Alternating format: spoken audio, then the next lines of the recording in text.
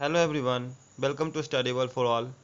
आज हम लोग इस वीडियो में क्लास 10th का मैथ्स बुक का chapter 4 that is quadratic equation इसके पार्ट 2 करेंगे। इसके पहले मैंने पार्ट 1 का वीडियो अपलोड कर दिया है। अगर आपने वो वीडियो नहीं देखा है तो इसका लिंक मैंने डिस्क्रिप्शन में दे दिया है, वहाँ से आप जाकर देख सकते हैं। सो स्टार्ट करते हैं। वीडियो को स्टार्ट करने से पहले हम जानते हैं कि after watching the video what will be the learning outcome, हम इसमें क्या सीखने वाले हैं। इसमें हम सीखेंगे क्वाड्रेटिक इक्वेशन के रूट्स और जीरोज़ के बारे में, क्या रूट्स है, क्या जीरोज़ क्या होता है।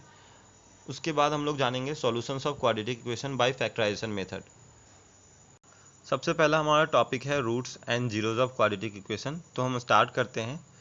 Real number alpha is called a root of quadratic equation. यहाँ पे अल्फ़ा लिया गया है, आप कुछ भी ले सकते हो, ए बी सी नहीं, मतलब एक्स की वैल्यू कुछ भी ले सकते हो, beta gamma a b c भी ले सकते हो, आप कुछ भी ले सकते हो। तो यहाँ पे क्या है, ऐसा वैल्यू, ऐसा रियल नंबर जिसको हमें पुट करने पे क्या मिले, यहाँ पे जो इक्वेशन को सेटिस्फाई कर दे, यानी that will be equal to zero, है ना। अगर मैं x के जगह पे वो वैल्यू पुट करता हूँ और यानी x को रिप्लेस करने के बाद अगर मेरा वैल्यू इक्वल टू ज़ीरो आ जाता है, देन वो रियल नंबर हमारा क्या कहलाएगा, रूट कहलाएगा उस क्वाड्रेटिक इक्वेशन का। जैसे फॉर एग्जांपल आप देख सकते हो, यहाँ पे दिया गया है एक इक्वेशन, क्या है, x square minus 8x plus 12। ठीक, अब इसमें हमें क्या करना है, इस x को 2 से रिप्लेस करना है, यानी जहाँ जहाँ पे भी x है वहाँ वहाँ पे हमें 2 पुट करना है। After putting the value of x as 2, हम लोगों को क्या मिला, यानी सोल्व करने के बाद 0 मिला, एंड RHS भी हमारा क्या है, 0 है। तो अगर ये 0 आता है तो इसका मतलब 2 जो है ये क्वाड्रेटिक पॉलिनोमियल का जीरोज़ है। और इसी तरीके से हमारा ये जो 2 है, अगर क्वाड्रेटिक इक्वेशन दिया गया है तो उसका रूट कहलाएगा। अब एक बात आपको याद रखना है कि जो जीरोज़ होता है क्वाड्रेटिक पॉलिनोमियल का और जो रूट्स होता है क्वाड्रेटिक इक्वेशन का, वो दोनों सेम ही हैं, क्योंकि हम लोग वहाँ पे पॉलिनोमियल की बात कर रहे हैं, यहाँ पे हम लोग इक्वेशन की बात कर रहे हैं। So the value of x, वो क्या हो सकता है, कोई भी रियल नंबर हो सकता है, कोई भी वैल्यू जिसको हम रखने पे वहाँ पे उस इक्वेशन में या उस पॉलिनोमियल में अगर हम पुट कर रहे हैं तो जो कि जीरो दे देता है, तो वो हमारा क्या कहलाता है, रूट्स या जीरोज़ कहलाता है। अगर हम क्वाड्रेटिक पॉलिनोमियल की बात करेंगे तो वहाँ पे वो जीरोज़ कहलाएगा, अगर हम क्वाड्रेटिक इक्वेशन की बात करेंगे तो यहाँ पे हमारा रूट कहलाएगा। एक बात हमें ध्यान रखना है कि जो क्वाड्रेटिक पॉलिनोमियल होते हैं उसके जो रूट मिनिमम कितने हो सकते हैं, यानी क्वाड्रेटिक पॉलिनोमियल के जीरोज़ कितने हो सकते हैं मैक्सिमम। तो जितने डिग्री होता है उतना ही किसी भी मतलब पॉलिनोमियल का क्या हो सकता है, रूट या जीरोज हो सकता है। क्वाड्रेटिक पॉलिनोमियल के डिग्री मैक्सिमम होते हैं 2। इसके जो होंगे मैक्सिमम मतलब जीरोज हो सकते हैं, एटमोस्ट जो हो सकता है वो 2। क्वाड्रेटिक इक्वेशन के भी रूट्स कितने हो सकते हैं, एटमोस्ट 2 ही हो सकते हैं। बात करते हैं हम next solutions of quadratic equation by factorisation method. इस मेथड में हमें करना क्या होता है, सबसे पहले हम क्वाड्रेटिक इक्वेशन को as a product of 2 linear factors लिखते हैं। कैसे, अब उसे हम स्प्लिटिंग द मिडिल टर्म से सोल्व करेंगे। स्प्लिटिंग द मिडिल टर्म क्या होता है, हम इसे एक एग्जांपल के फॉर्म में पहले हम समझेंगे, लेकिन हमें पहले समझना पड़ेगा कि हम किसी भी क्वाड्रेटिक इक्वेशन के सॉल्यूशंस को कैसे फाइंड करते हैं। तो हम सबसे पहले फैक्टराइज करते हैं by splitting the middle term. Then after 2 factor आएगा, दोनों फैक्टर को इक्वेट कर देते हैं हम लोग 0 से, और फिर उससे हमारा x की वैल्यू निकल जाता है, और इस तरह से हम लोग क्या करते हैं, हमें मिल जाता है 2 रूट्स। आइए समझते हैं कैसे हम किसी भी इक्वेशन का रूट्स फाइंड करते हैं फैक्टराइजेशन मेथड से। पहले हमारे पास एक क्वेश्चन दिया गया है जिसमें x square minus 5x plus 6 is equal to 0 है। तो हमें करना क्या है, इस इक्वेशन को पहले स्प्लिट करना है बाय द मिडिल टर्म। इसमें करते क्या है, जो हमारे पास कांस्टेंट टर्म है और जो कोफिशिएंट है एक्स स्क्वायर का, उन दोनों का प्रोडक्ट करते हैं। तो कोफिशिएंट ऑफ एक्स स्क्वायर हमारे पास है कितना, 1। ठीक, तो 6 1 जा 6 हो गया। अब हमें मिडिल टर्म को ऐसा ब्रेक करना है कि इनटू करने पे क्या आना चाहिए, 6 आना चाहिए, और एडिशन करने पे 5 आना चाहिए। हमने क्या किया, 5 को हमने तोड़ दिया, -3 और -2, तो मिलाकर के कितना हो जाता है, -5 हो जाता है, और इनटू करने पे -6 भी आ जाता है। अब हमें करना क्या है, यहाँ पे हम लोगों को कॉमन लेना है, दो टर्म से हम लोगों को क्या करना है, कॉमन लेना है। तो हमने क्या किया, x और ये जो मेरे पास 3x था उसमें से मैंने कॉमन ले लिया। तो कॉमन लेने के बाद जो हमारे पास है वो है x, कॉमन लेने के बाद x माइनस 3, और जो दूसरे वाला टर्म जो था -2x और +6, उसमें से मैंने -2 कॉमन ले लिया, तो x माइनस 3। तो इस तरह से हमें दो फैक्टर मिल गए, एक तो x माइनस 3 और दूसरा x माइनस 2। अब हमें करना क्या है, इन दोनों फैक्टर्स को इक्वेट करना है जीरो से। जीरो से इक्वेट करने के बाद हम लोगों को x की वैल्यू मिलेगा और वही हमारा क्या कहलाएगा, solutions of the given equation. So we get x is equal to 2 and x is equal to 3, that is the solution of the given equation. इस वीडियो में मैंने कुछ प्रैक्टिस क्वेश्चंस भी लिए हैं जिसको मैं अपने टेलीग्राम चैनल पे अपलोड कर दूंगा। वहाँ से आप जाकर के, ये टोटल 10 क्वेश्चंस हैं, आप उसको सोल्व कर सकते हो बाय फैक्टराइजेशन मेथड। अब देखते हैं हम लोग कुछ वर्ड प्रॉब्लम्स, उनको कैसे हम लोग फैक्टराइजेशन मेथड से सोल्व करते हैं, यानी कि उन क्वेश्चंस को कैसे अप्रोच किया जाता है। क्वेश्चन है हमारे पास, divide 27 into 2 parts such that the sum of their reciprocal is 3/20। Question बहुत ही अच्छा है। 27 को डिवाइड करना है 2 इक्वल पार्ट्स में जिनका सम रेसिप्रोकल का 3/20 है। तो मान लेते हैं कि फर्स्ट जो पार्ट है वो मेरे पास x है।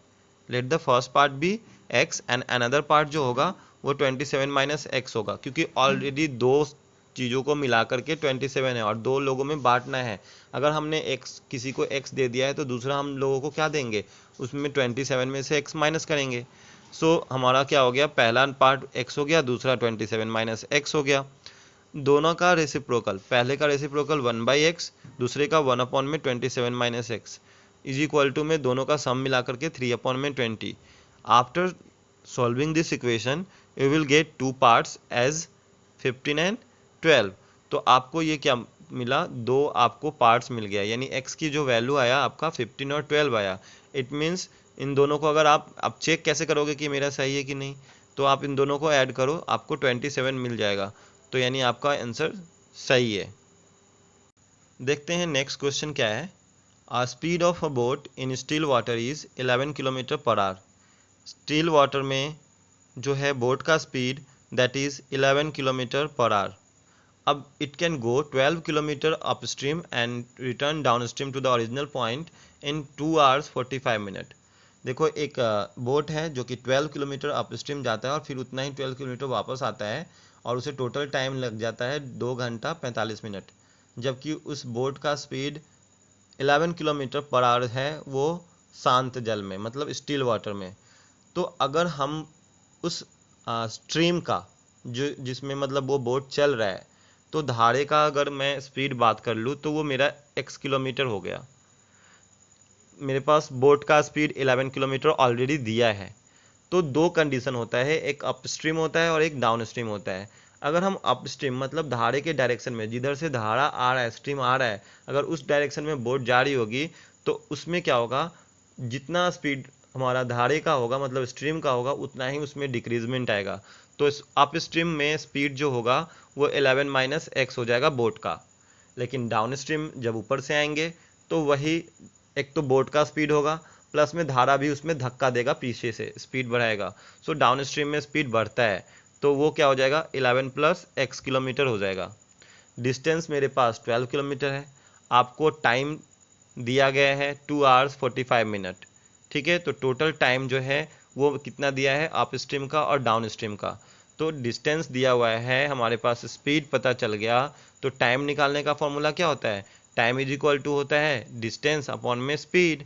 सो डाउन स्ट्रीम का स्पीड हो जाएगा, टाइम हो जाएगा 12 अपॉन में 11 प्लस एक्स। अप स्ट्रीम का हो जाएगा 12 अपॉन में 11 minus x. This is the time of downstream and upstream. According to question दोनों का टाइमिंग मिला करके 2/3/4 दिया हुआ है। इसको आप सिंप्लीफाई करो, x square is equal to 25 आ जाएगा। After the solution you will get x is equal to +-5। So speed of stream जो होगा वो 5 किलोमीटर होगा, क्योंकि पॉजिटिव वैल्यू हम जानते हैं कि हमारा जो धारे का स्पीड जो होगा स्ट्रीम का वो पॉजिटिव वैल्यू होगा, निगेटिव तो हो नहीं रहा है। तो इस तरीके से ये क्वेश्चन बहुत ही ज़्यादा इंपॉर्टेंट है आपका, मतलब एग्जाम पॉइंट ऑफ व्यू के। नेक्स्ट क्वेश्चन है, डिजिट बेस्ड क्वेश्चन है। 2 डिजिट का एक नंबर है such that product of its digit is 18, यानी उसके प्रोडक्ट का जो है, प्रोडक्ट मतलब 2 डिजिट का दिया हुआ है, वो 18 दिया हुआ है। When 63 is subtracted from the number, उस नंबर से 63 अगर सब्ट्रैक्ट कर दिया जाए, सो डिजिट क्या है, इंटरचेंज कर लेता है अपना प्लेस। एक बार फिर से समझते हैं क्वेश्चन। 2 डिजिट का एक नंबर है जिनका डिजिट का प्रोडक्ट 18 दिया गया है, उसमें अगर 63 सब्ट्रैक्ट करते हैं उस नंबर से, तो अपना डिजिट जो है वो इंटरचेंज कर लेता है अपना प्लेस। तो मान लेते हैं कि जो डिजिट यूनिट डिजिट है मेरे पास x है और टेंस प्लेस जो है मेरे पास y है। तो मेरे पास जो नंबर बन जाता है वो क्या बनेगा, 10y प्लस एक्स बनेगा, 10y प्लस एक्स। अब मैंने 10y प्लस एक्स क्यों किया, जो टेंस प्लेस होता है उसे 10 से इंटू करना पड़ता है। एक्सपेंडेड फॉर्म में हम यही तो करते हैं। लाइक फॉर एग्जांपल 23 है तो हम लोग क्या करेंगे, 2 इंटू 10 प्लस 3, जो यूनिट प्लेस पे है वो 3 है और टेंस प्लेस पे 2 है, तो उसे हमने 10 से इंटू किया है। तो बात यहाँ पे भी वही किया हमने, 10y प्लस एक्स हो गया। अकॉर्डिंग टू क्वेश्चन क्या बोला गया है, दोनों का प्रोडक्ट यानी x इंटू वाई मेरे पास 18 दिया हुआ है, तो जो y की वैल्यू आ गया वो 18/x आ जाएगा। क्या हो जाएगा, 18/x।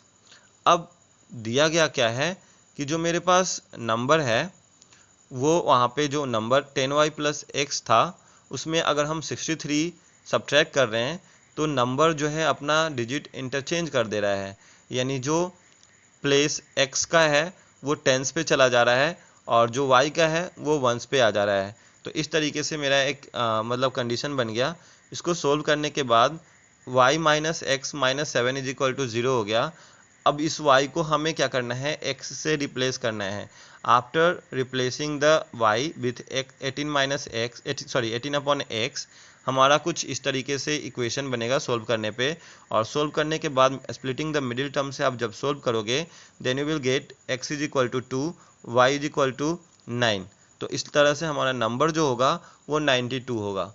तो ये बहुत ही क्वेश्चन इंपॉर्टेंट है, ये भी एग्जाम पॉइंट ऑफ व्यू से। देखते हैं एक और नेक्स्ट टाइप का क्वेश्चन जो कि टाइम एंड वर्क पे बेस्ड है। क्वेश्चन है A takes 6 days less than the time taken by B to finish a piece of work. यानी एक पीस ऑफ वर्क को मतलब करने के लिए A जो है B से 6 दिन कम लेता है। If both A and B together can finish it in 4 days, दोनों मिलकर के ये 4 दिन में काम कर लेते हैं। तो बताइए find the time taken by B to finish the work, यानी B के द्वारा कितना टाइम लिया जाएगा उस वर्क को कंप्लीट करने के लिए। तो मान लेते हैं कि जो नंबर ऑफ डेज जो है B जो है वो x दिन लेता है, तो A का कितना हो जाएगा, x माइनस 6 हो जाएगा, क्योंकि उसमें दिया गया है जितना दिन B लेता है उससे 6 डेज जो है वो कम लेता है A। दोनों मिलकर के काम करते हैं 4 दिन में। तो अगर मैं A का एक दिन का वर्क निकालूं तो वो होता है रेसिप्रोकल ऑफ मतलब जितना काम करते हैं ना उतना, है ना। तो 1 अपॉन में x माइनस 6 हो जाएगा। वही B का एक दिन की काम बात करें तो क्या हो जाएगा, 1 अपॉन में x, और दोनों मिला के का मतलब मिला करके जो वो एक दिन में कितना काम हो जाएगा, 1 अपॉन में 4। तो अकॉर्डिंग टू क्वेश्चन क्या हो जाएगा, 1 अपॉन में x minus 6 plus one upon में x इज इक्वल टू 1/4। इसको सिंप्लीफाई करने के बाद आपको एक इक्वेशन मिलेगा और इस इक्वेशन को स्प्लिटिंग द मिडिल टर्म से सोल्व करोगे आप, तो आपको क्या मिलेगा, 2 फैक्टर मिल जाएगा, एक तो x माइनस 12 और x माइनस 2। अब यहाँ पे x इज इक्वल टू क्या करना है, 2 हम लोगों को नहीं लेना है। क्यों नहीं लेना है, क्योंकि यहाँ पे जो बोला गया है, देखो यहाँ पे 2 वैल्यूज़ आया, एक तो आया x की वैल्यू 12 और x की वैल्यू 2। तो हम लोग 2 क्यों नहीं लेंगे, क्योंकि अगर आप वहाँ पे 2 पुट करोगे तो 2 से 6 दिन कम तो हो ही नहीं सकता A का काम, है ना। यानी जो B का टाइमिंग है वो A से ज़्यादा होना चाहिए, क्योंकि वहाँ पे 6 डेज लेस करना है उसमें से, तभी वो A कर पाएगा। तो 2 में से 6 माइनस नहीं हो सकता, सो 2 इज़ नॉट पॉसिबल, है ना। तो हमारा जो वर्क डन जो टाइम है वो B के द्वारा लिया गया वो 12 डेज़ है। तो इस तरीके से हमने ये पूरा मतलब जो पार्ट 2 हमारा है कंप्लीट कर लिया है। अब हम अगले वीडियो में पार्ट 3 करेंगे। स्टूडेंट, अगर आपको ये मेरा वीडियो पसंद आया तो प्लीज़ लाइक करें, चैनल को सब्सक्राइब करें एंड अपने दोस्तों के पास शेयर करना ना भूलें। Thank you.